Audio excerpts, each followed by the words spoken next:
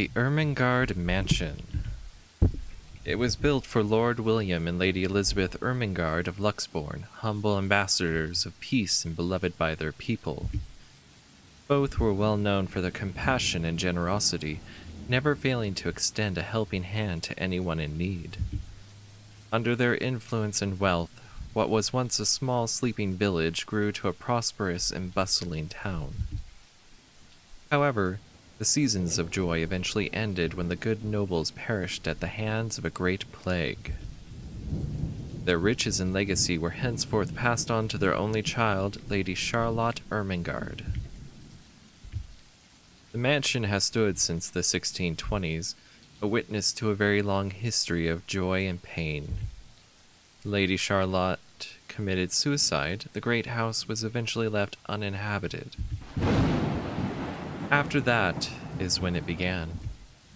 Surrounding villagers spoke of seeing and hearing unearthly things, of cries and howls that fill the nights, and hearsay of mysterious women roaming the hallowed halls aimlessly. People who dared enter its walls were simply never heard from again. Even after 400 years, these stories remain, much like the house itself. Whispers about the once great house, its legend, and its curse still fall upon the villagers' ears. In spite of this, the current owners are convinced that these stories are nothing more than a hoax.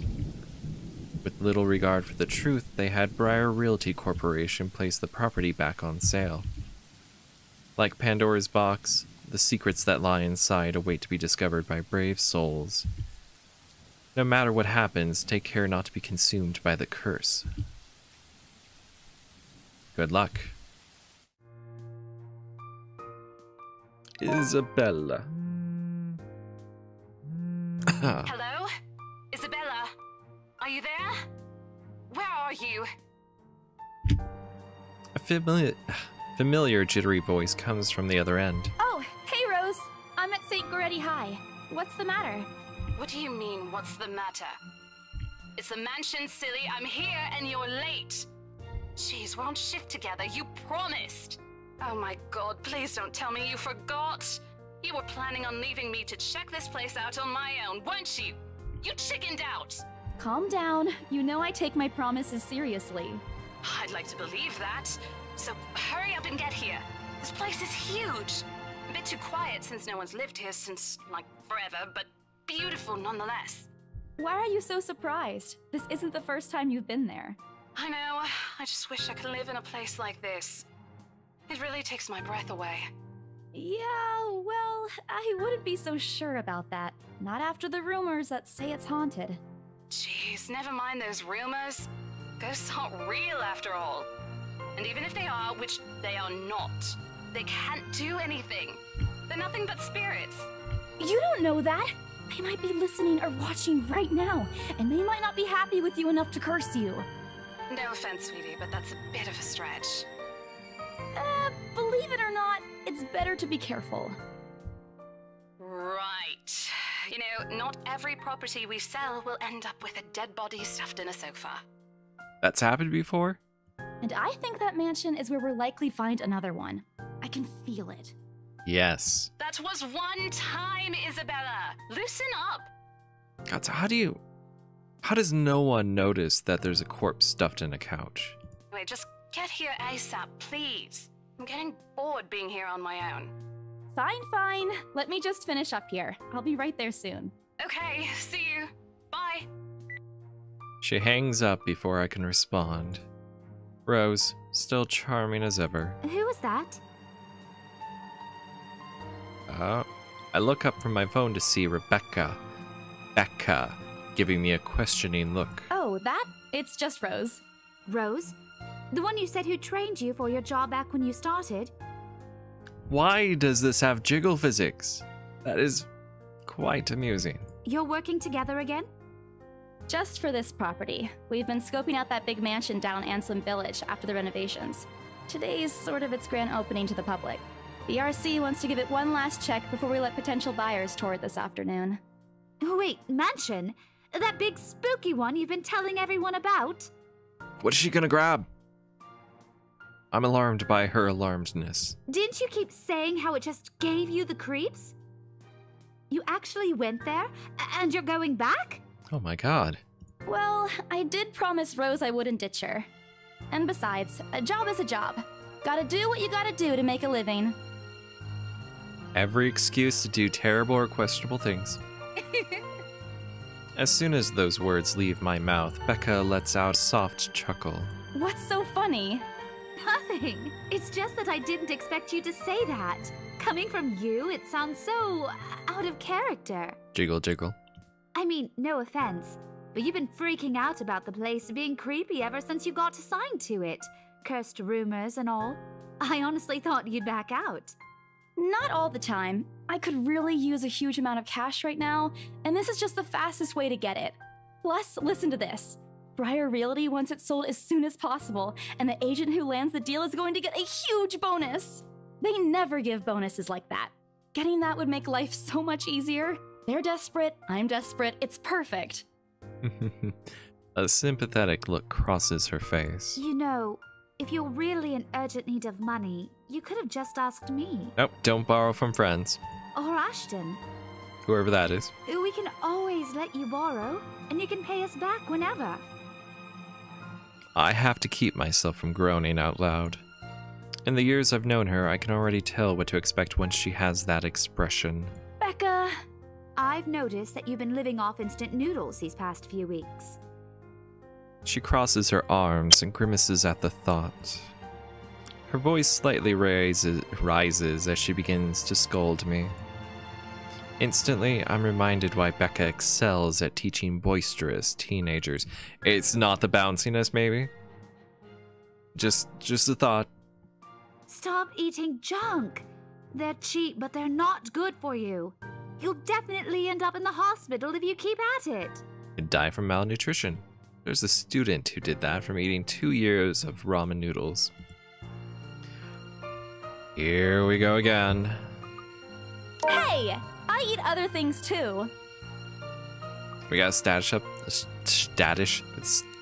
update. Oh, she likes us more. Okay.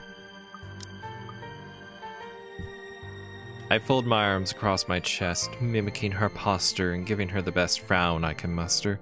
The same one I'd use with my younger siblings when they are being difficult. Instead, she only raises an eyebrow at me. That's not going to work on me. And I saw it when you were cleaning your flat last week. The instant noodle cups outnumber everything else. Everything collectively?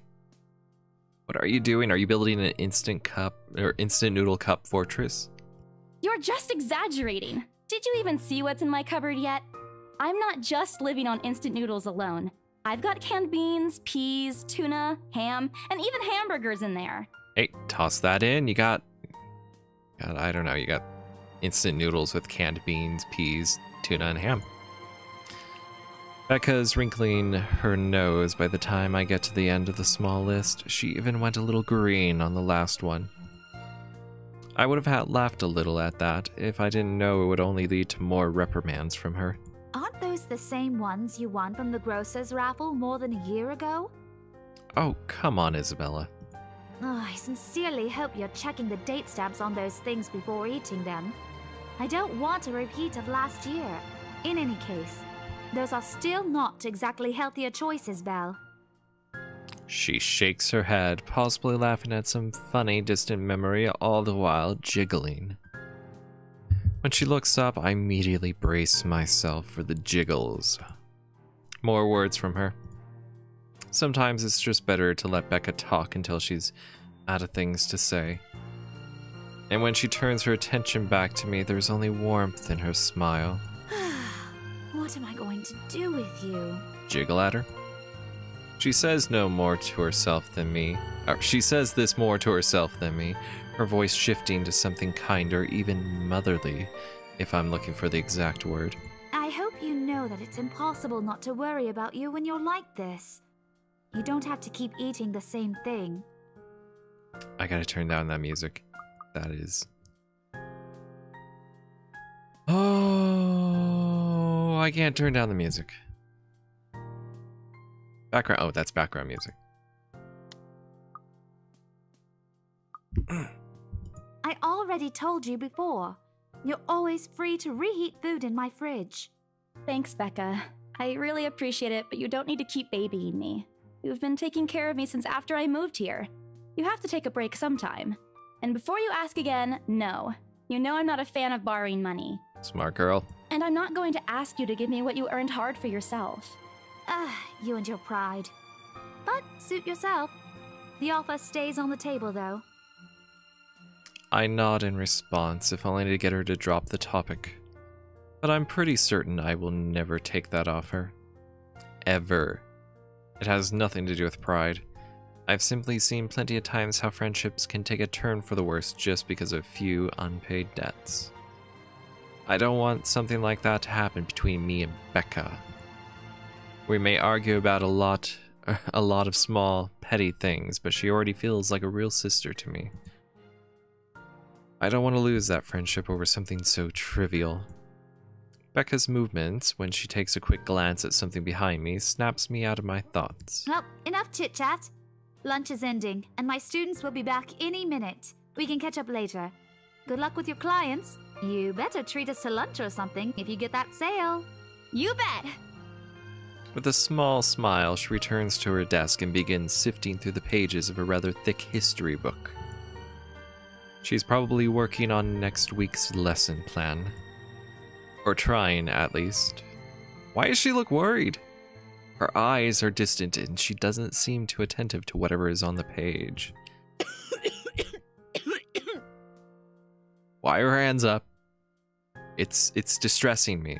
I'm distressed by that.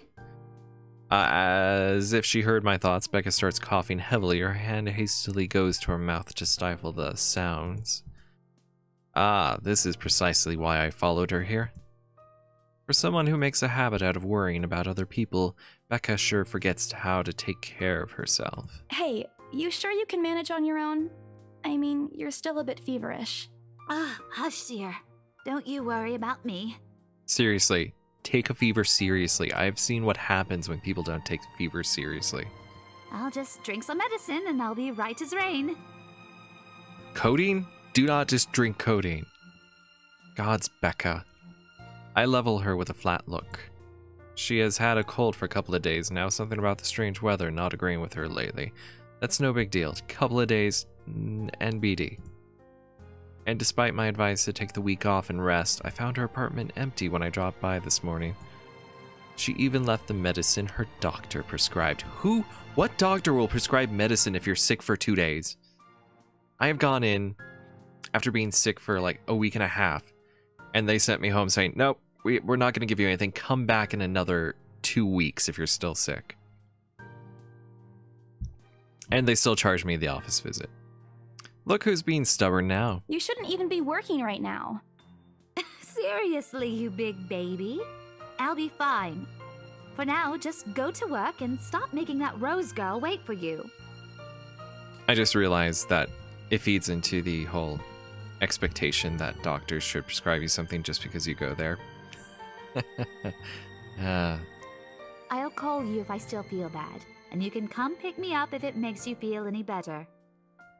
She offers me a reassuring smile, and I can only sigh. Why do I even bother? There's no stopping her once she has decided on something. Defeated, I reach inside my bag to pull out the same bottle of medicine she left earlier. I don't know what they do, and I don't know where this place is, but they don't put labels on their medicine. She looks at it warily when I place it in front of her. Then again, someone has pink hair and they're a teacher. This is odd. Unfortunately for her, this is one thing I'm not letting her have her way. All right, but don't forget what the doctor said. Drink this on time. I'll see you later, okay? Did she add the accent when she said that? There's an amused gleam in her eyes when she shifts them back to me. Look who's playing the mother hen now. Rebecca! Becca! Gods, Becca. Okay. I won't tease anymore. I'll make sure to drink it, Mom. Before I can retort, she casts another look at the clock. I take that as a sign to finally end the conversation and my short visit. With a small wave, I leave her alone to her classroom and her thoughts. I hail a passing taxi to take me to the property as soon as I leave the school grounds. The mansion is some ways out in the countryside, but I don't have trouble giving the driver directions. Apparently, everyone in Luxburn City knows of it, including every bit of rumor surrounding the place. In fact, just the mention of its name is enough for locals to give you cautious sidelong glances. I learned that the hard way the first time I commuted there, and only boosted my belief that there's something more to the house. Sorry, the microphone's in the way. Even the news of it being renovated and placed back in the market has caused quite a stir. Thankfully, it died down a few weeks later. The place would have become a lot harder to sell otherwise. I avert my eyes from the window once the buildings shrink in the distance. We get a glimpse of the countryside soon, although a quick glance at my watch tells me we're still a few minutes away from our destination. Might as well get some work done. Rose did ask me to review the mansion's documents. I already looked them over last night, but you never know when things may go wrong. Life has ways of messing things up like that. Halfway through reading the papers, my phone begins to ring again. I pick it up without looking, neatly tucking it between my ear and shoulder. I almost said tucked it between my legs. It's probably just Rose again anyway. Rose? I know who that person is, hang up on him. Guess again. Ash, that voice. Ash. Bingo. Hey, what's up? Just checking if you're still cool later this evening. I don't know, are you cool later this evening, Isabella? Is that what you're doing? Do you know if you're cool? You mean that thing with Zach? Yeah. He even called in the middle of the night just to remind me. No, don't worry. I didn't forget. I'll be there. Cool. I'll see you later. What time do you get off? Around 6 p.m.? I don't know. It's the first day of the Ermengarde Mansion's open house, and we're expecting quite a number of potential buyers. I'll be booked the whole afternoon. Ermengarde Mansion? You know, the big Jacobean mansion at Anselm Village. I'm on my way there right now, actually. On your own? Yeah, well, Rose is already there, but yeah. I see. Looks like the scaredy cat finally toughened up. Shut up! Ash chuckles, and I can't help but roll my eyes upon hearing it. I'll see you later. Drop me a call when you're done. I'll see if I can pick you up. Ashhole. Whatever. Bye. Bye. Stupid Ashhole, always teasing me whenever he sees a chance. Means he's got a crush on you. I'll show him who's tough. I don't want to look at the journal right now. It takes a few more minutes until I finally reach the infamous mansion. I have to admit, the entire property does look wonderful from the outside. Yet despite all of this, it does nothing to hide that something is just wrong. The surrounding area is unusually silent, and only the rustling of the leaves can be heard as the occasional breeze passes. Yeah, there's no birds. Out here, what looks like, I don't know, forest? There should be birds. If there's no birds, no animals, you gotta be worried. While Anselm Village is just a few miles away, everybody keeps their distance on purpose. Perhaps out of fear, the horror of falling under the mansion's curse. Somehow it makes me feel sad. The lack of immediate human presence just makes this place all the more eerie than it has any right to be. If it's uncanny in broad daylight, I can't imagine how this place looks at night. Are you planning to go inside that place, Missy? The voice nearly makes me jump out of my skin. Without completely taking my eyes away from the house, I give the driver a confused nod. A beat passes while I wait for him to say more, but his only answer is a non-committal hum. Belatedly, it occurs to me that he must have been waiting for my payment. I mentally slap myself for spacing out and promptly hand him the fare with an apologetic look. I expected him to leave as soon as I've paid, but there's a hesitant expression on him, as if something hasn't been said yet. Is there something wrong? Look, Missy, I'm sure you've heard what the people are telling everyone about that place. Nobody likes to be disturbed when they're at peace, and I'm pretty sure whatever they say is in that house doesn't want to either. I admit they did a good job fixing it up, but there must have been a reason why even distant relatives of the family who used to own the house never lived in there despite inheriting it. No wonder they wanted to get rid of it. Maybe they just didn't like it? You never know. I mean, it's got way too many windows.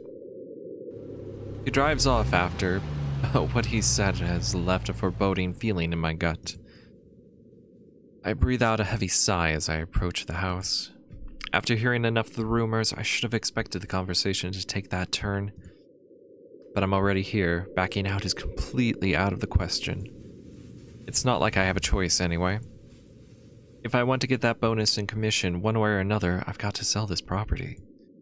The door is ajar when I get to it. However, while my own copy of the keys dangle uselessly in my hand, Rose must have left it open when she arrived.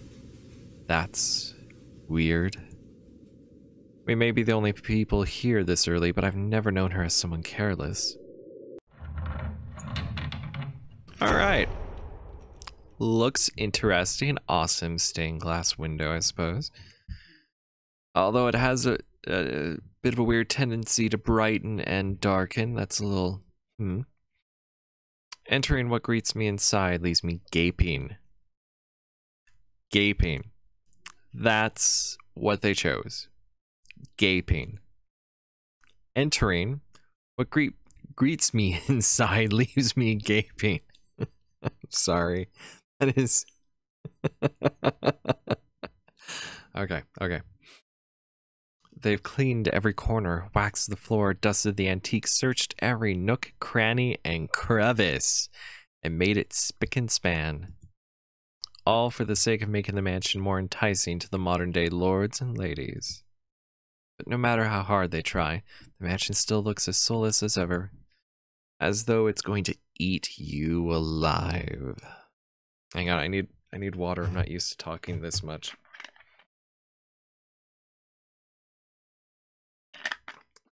Even playing other games, I think I take more pauses. If you ask me, they should have just listened to what other people have been telling them and leave this place alone. Some things in this world are better left alone, never to be disturbed ever again. Rose? Whoa, Echo, that was awesome. I call out. Rose, I'm here. Where are you? My voice echoes softly throughout the hallways. Oh, who am I kidding? In a place this big, I don't think she'll hear me no matter how deafening the silence is. She could be all the way on the other side of the property for all I know. Quickly, I reach for my phone and dial her number. But... The number you have dialed has not been recognized. Please check and try again. Oh... This is turning into a horror game. What do you mean has not been recognized? We were just talking a while ago. You know what? My phone does that with certain numbers. They can call me. If I try to call them, it tells me the number doesn't exist. I sometimes expect to say, this person does not exist. It's not like she was eaten by the house, right? Or maybe the ghost did hear us talking and spirited her away, right? Right? No, Isabella. Don't be ridiculous. She probably just wandered deeper into the house and lost signal or something. I dial her number again, hoping the call will connect this time. The number you have dialed has not been recognized. Please check and try again. But to no avail. Oh boy. I have a very bad feeling about this. Rose? If you can hear me, please come out. You have no reason to feel bad or have a bad feeling. There's... Come on, Rose. This isn't funny. You know this place gives me the creeps. Maybe she's in the basement? If there is a basement? No answer. This isn't gonna work. This place is big. She could be anywhere. I need to start looking for her. I take a deep breath before venturing deeper into the mansion. Ooh. Taking a couple of steps forward, I notice something move above the grand staircase, like the chandelier that's just swinging on its own. Why is that swinging? What the hell? Rose? Rose, is that you? Not funny. I'm leaving you if you don't come out. Not coming out, huh? Fine, I'm going. Okay, that's a lie. She's my friend. I can't really leave until I know she's all right. Growing desperate, I try to contact her number again. Come on, please give me something. Please, Lord. Yes, finally. Hello? Hello? Rose, I'm here at the mansion. Where the hell are you? Nope. No. Don't. This. Yep. We're in a horror visual novel now. She doesn't respond. There's also heavy static coming from her side. I sincerely hope it doesn't get cut off again before I can get an answer from her. Rose, come on. Where are you? A few moments pass until the static eventually starts to quiet down. I'm attic.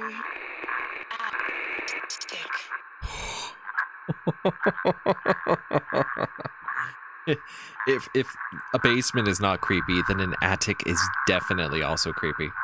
What? The attic? Why? Crap. It got cut off. Man, do I really need to go there? With how deep inside the mansion the attic is, which is at the very top, there's barely any signal there. No wonder I can't contact her. But why is she there? Out of all places, she just has to make me go fetch her in the creepiest room of this place. Is she doing this to get back at me for being late? Whatever, I'll just go. The sooner I meet up with her, the sooner I'll feel better about being here. I carefully make my way up the staircase. My legs wobble as I mentally curse the fact that I've chosen real estate instead of picking a career that doesn't involve strange abandoned houses. Upon reaching the top, the grand hallway greets me. It branches out to two major wings of the mansion, the east and west wing. Who opened the windows? That's weird. There are two attics here, one on each side. Why are they not connected? But the east one has been converted to a storage room of sorts, and somehow I find it least likely for Rose to wander there by herself. Sure, of all things, why is this door open? Besides, she never did like going into stuffy storage rooms. So I head towards the west wing first, where a simple wooden door at the end of the hall opens to a small room. Inside is another set of steps leading to the second attic. Unlike the grand staircase, though, the stairs to the attic are steep and narrow, made out of old stones and covered with a thick coating of dust that kicks up into the air with every step. They missed a room. There's always going to be a room they missed, right? Thank God it's still daytime. If it wasn't for the light streaming through the door behind me, I might easily stumble and fall.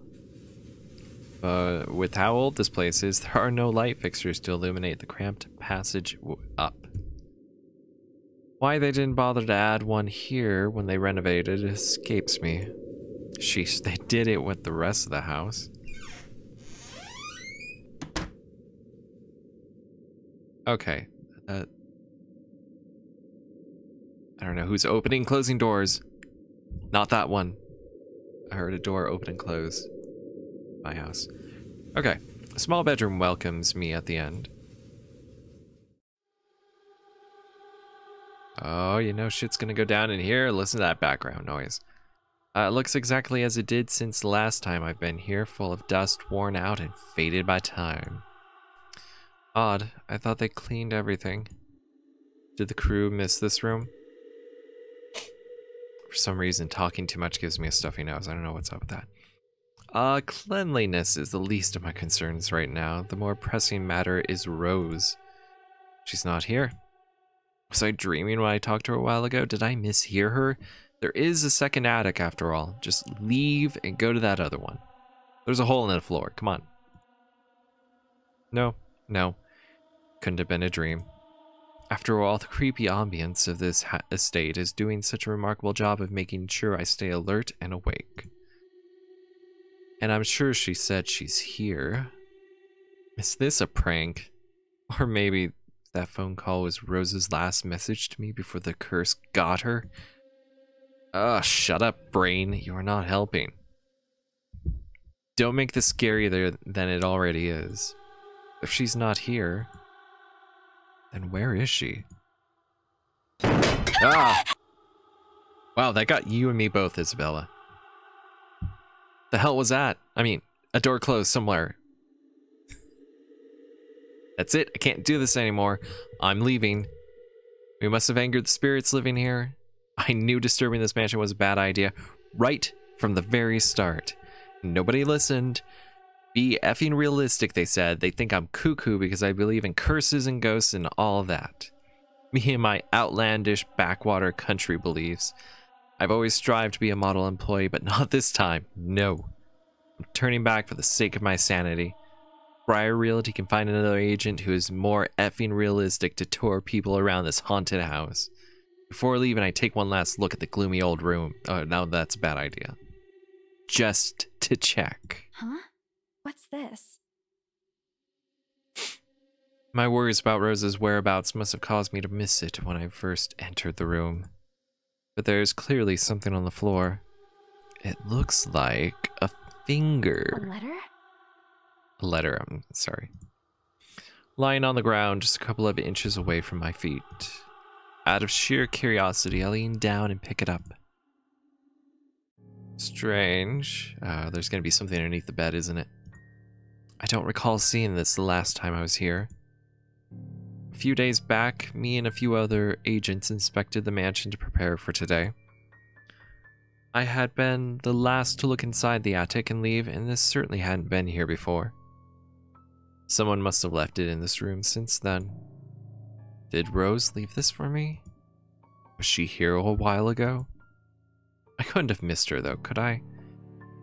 There's only one set of stairs leading to the attic. The letter isn't exactly in pristine condition. In fact, it looks rather ancient. The paper is so thin and rough, and I'm worried it'll fall apart if I so much as touch it. But with great care, I open it, and what I read shakes me to my core. What? Oh my god. It's written in blood. Rose wrote that. That was her last message to you. Shit went down in here.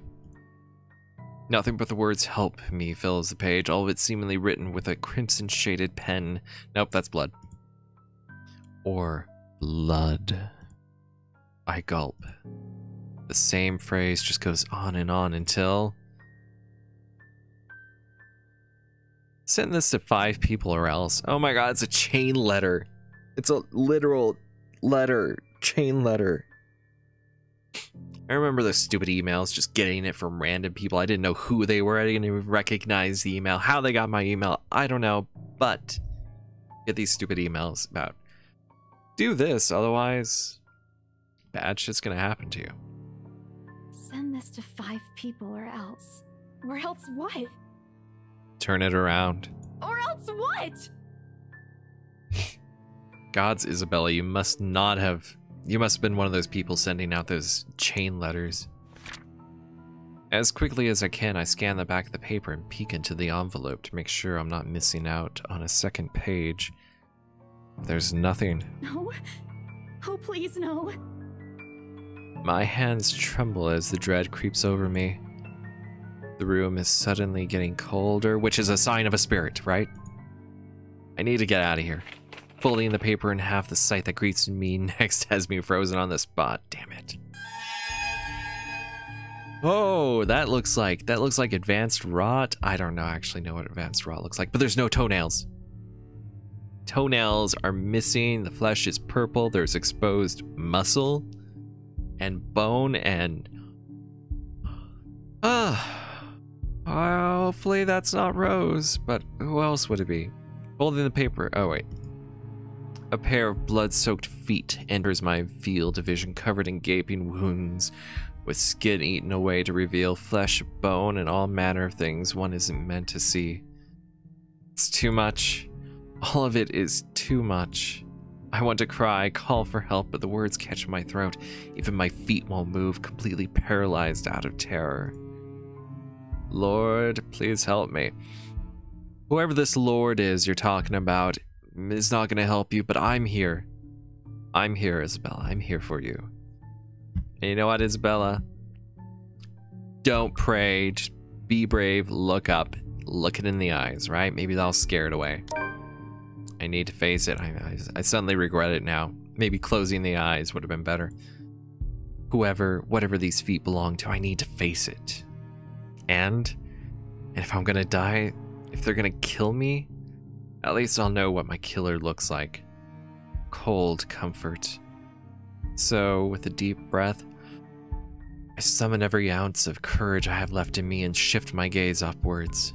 Oh! Oh ho ho! That was a bad idea, Isabella. I'm sorry. I led you astray. That is creepy. I think it would have been better not to have known. And see that. Gods. Please, don't hurt me. Oh my god, it likes your suffering. Isabella, I'm sorry. So, she's gonna be the first character to go, right? It's gonna be like, gods, what was that movie? The one with the guy with the mask? Scream. God, it's like so long ago. It's gonna be like Scream. No! Without thinking, I scramble towards the door. Gods, look at that thing. At least it has a messed up ankle. You got a chance, Isabella, you gotta run. I struggle to open it, but it won't budge. Stay away! Go away! Please, Lord! Make it go away!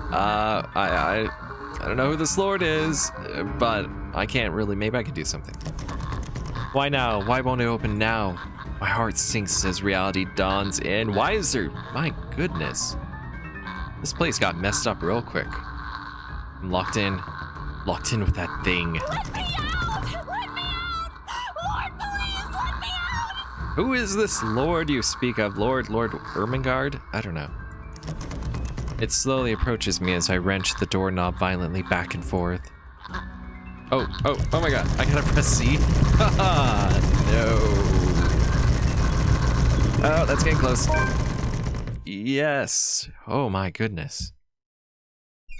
Well, that's over with. Apparently I just had to open the door and the hallucination goes away. That was a hallucination, wasn't it? The door finally swings open and I couldn't have been happier. Wasting no time, I lead out the door and don't look back. My feet pound against the floor in rhythm with the loud, fast beating of my heart. So if she's running and taking the same steps as her heartbeat... Oh, anyway. By the time I run past the hallway and find myself atop the grand staircase, my chest feels so tight like it's going to burst. That's nothing compared to the feeling of hope the sight of the exit gives me.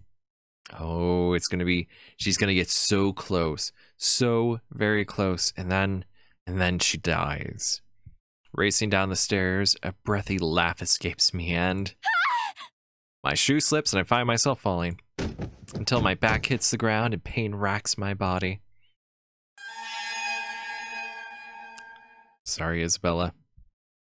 You had to be the first to go. That's how this story gets started. I'm sorry. My head grows fuzzy and my vision dims as I fight to stay conscious. No. Go away. The last thing I see are those feet before all I know is darkness.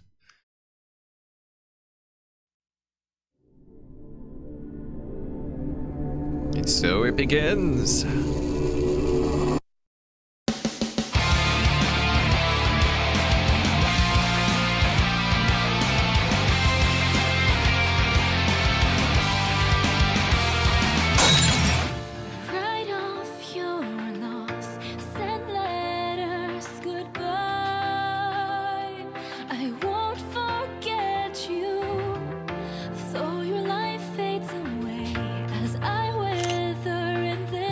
Creepy dude.